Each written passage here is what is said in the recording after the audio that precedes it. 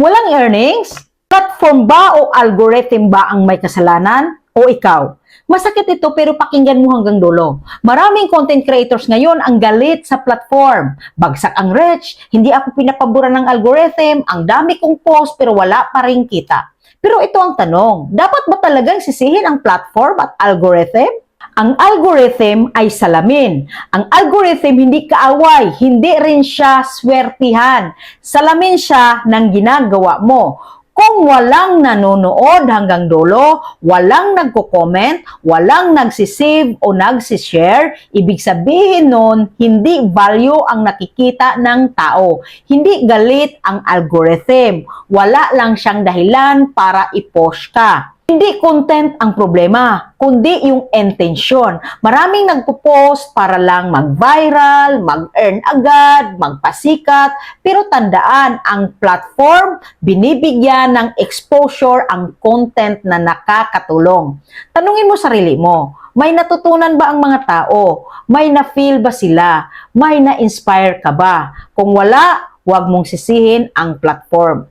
Earnings is result, not goal.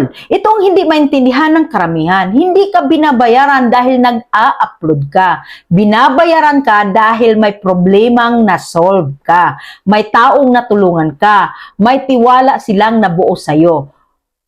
Kaya kung puro kita gusto mo at walang tulong, walang earnings talaga. Consistency without direction, pagod ka talaga agad. Maraming creator, 6 videos a day ako eh. Pero tanong, may direction ba? May malinaw bang mensahe? Mas okay ang isang valuable video a day kaysa 10 na wala namang kwentang upload. Quality plus clarity equals algorithm love. Mamahalin ka ng algorithm kung quality at may value ang content mo.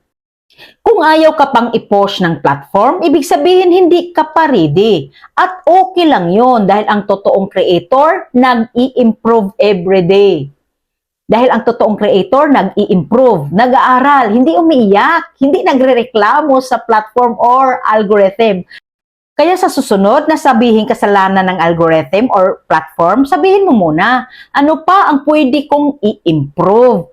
Tandaan mo, kapag naging valuable ka, lalapitan ka na ng views. Kapag may impact ka, susunod ang earnings. Kung nakuha mo ang value ng video na ito, i-share mo sa creator na palaging sinisisi ang platform at algorithm.